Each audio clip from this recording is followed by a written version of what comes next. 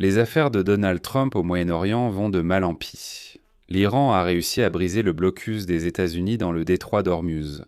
Alors que Donald Trump reçoit des rapports affirmant que les militaires américains ne laissent passer aucun navire iranien par le détroit, au moins 34 pétroliers liés à l'Iran ont dépassé les navires de guerre américains qui stationnent à la frontière de la mer d'Arabie, bloquant le passage des navires vers l'Iran.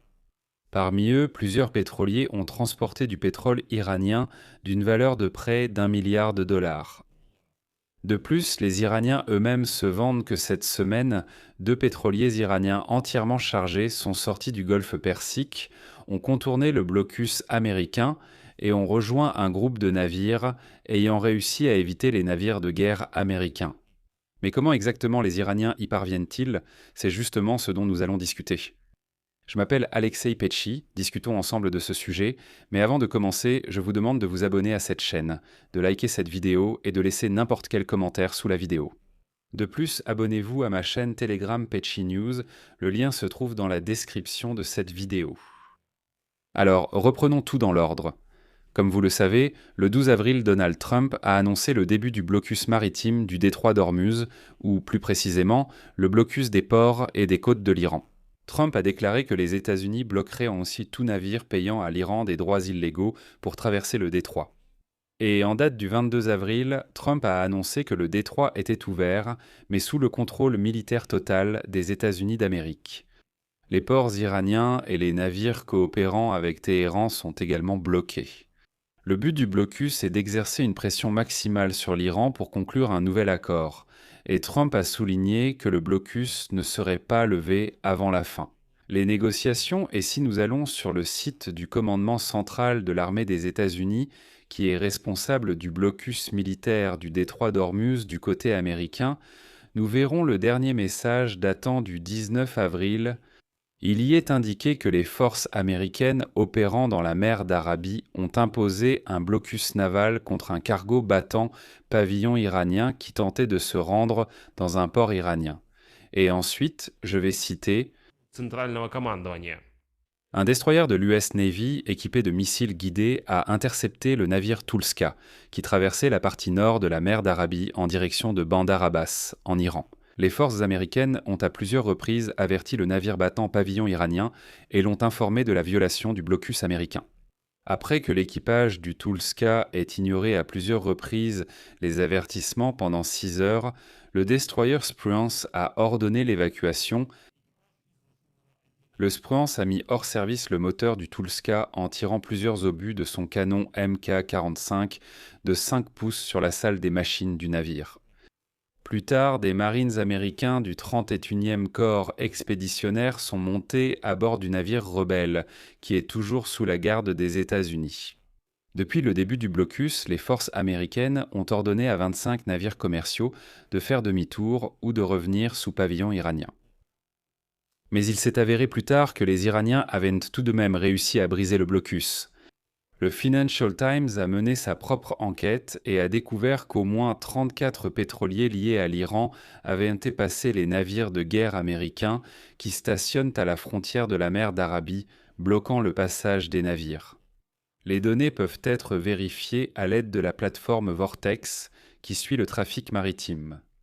Parmi eux, il y a plusieurs pétroliers qui ont exporté du pétrole iranien d'une valeur proche d'1 milliard de dollars.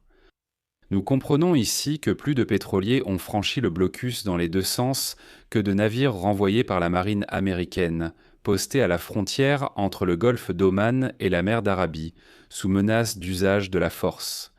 Le commandement central de l'armée américaine a annoncé que depuis le début du blocus, il a exigé de 28 navires qui tentaient de quitter l'Iran de retourner dans ces ports, c'est-à-dire que l'efficacité du blocus est inférieure à 50%. Donald Trump, dans une récente interview pour CNBC, a qualifié le blocus américain de succès retentissant.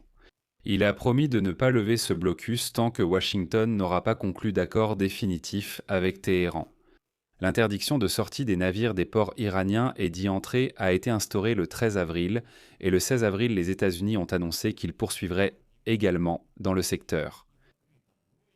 les pétroliers de la flotte fantôme iranienne, ainsi que les navires transportant des cargaisons que l'Iran pourrait utiliser dans le cadre du conflit militaire actuel. Après cela, un porte-conteneurs a été arrêté dans le golfe d'Oman. J'en ai parlé. D'ailleurs, il s'agit d'un porte-conteneurs qui est parti d'un port chinois où l'on charge des produits chimiques nécessaires à la fabrication du propergol solide pour les missiles iraniens. Et Trump a déjà dit que oui, bien sûr, une surprise nous attendait à bord de ce porte-conteneurs. Et en plus, dans la région Indo-Pacifique, les Américains ont arraisonné un pétrolier sous sanction. Mais selon les données de Vortex, pas moins de 19 pétroliers liés à l'Iran ont quand même quitté le golfe Persique, traversé le détroit d'Ormuz et le golfe d'Oman. Et au moins 15 autres sont entrés dans le golfe Persique, se dirigeant vers l'Iran depuis la mer d'Arabie. Il est confirmé qu'au moins 6 de ceux qui ont quitté le golfe transportaient des près de 11 millions de barils de pétrole iranien. Je rappelle que le pétrole iranien est vendu avec une remise par rapport au brut de référence Brent, et avec un rabais de 10 $, ce volume devrait rapporter environ 1 milliard de revenus aux Iraniens. De son côté, l'Iran a déclaré mercredi que les forces navales du corps des gardiens de la révolution islamique avaient arraisonné 2 navires marchands et les avaient escortés dans ses eaux territoriales. L'Iran bloque également la circulation des navires, mais à travers le détroit d'Ormuz qu'il contrôle. Et mercredi matin, les autorités maritimes britanniques ont annoncé que 2 navires avaient été attaqués dans le détroit. Dans la déclaration, cependant, il n'est pas fait mention de leur détention, mais le ministère grec de la Marine a démenti l'information selon laquelle l'un des navires attaqués, appartenant à une compagnie grecque, aurait été capturé par le corps des gardiens de la révolution islamique. En outre, il est rapporté que les superpétroliers iraniens Kero 2 et Kadi ont été repérés après avoir franchi, le 20 avril, une limite fixée par les États-Unis et être entrés dans la mer d'Arabie. Il est à noter qu'ensemble, ces 2 navires sont capables de transporter jusqu'à 4 millions de barils de pétrole iranien. Et voici, selon Bloomberg, le pétrolier Kero 2 a été localisé pour la dernière fois il y a plus d'1 mois, alors qu'il se dirigeait vers le nord. Pendant ce temps, le pétrolier Kedi a transmis pour la dernière fois des données sur sa position près de Khor Fakkan à la fin du mois de février. C'est pourquoi les experts en concluent que la flotte fantôme de l'Iran navigue tout simplement avec les transpondeurs éteints et que les Américains ne voient donc tout simplement pas ces pétroliers en mer. Et de cette façon, ils contournent simplement les restrictions. Par conséquent, nous comprenons que le blocus est inefficace, car on ne peut pas bloquer toute la surface de la mer, et les pétroliers iraniens désactivent ni simplement tous les moyens de suivi et passent tranquillement à côté. D'autres navires, d'ailleurs, testent également les capacités des États-Unis. Le gazier J.E. Summer, qui est sous sanction américaine, est également passé tranquillement par le détroit mardi. Les données des systèmes de suivi montrent que mercredi, il a franchi cette ligne imaginaire de la zone où le blocus américain s'applique.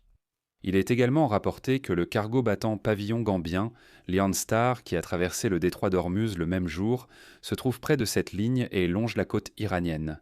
Ce navire était également sous sanction. Mais entre-temps, Donald Trump a déclaré qu'un accord avec l'Iran serait impossible si les États-Unis levèrent le blocus maritime du détroit d'Ormuz. Selon Donald Trump, l'Iran souhaite que les États-Unis ouvrent le détroit d'Ormuz, ce qui permettrait à Téhéran de gagner non pas 100 millions de dollars par jour. Dans le même temps, souligne Donald Trump, les Iraniens essaient de sauver la face en déclarant publiquement qu'ils veulent garder le détroit fermé.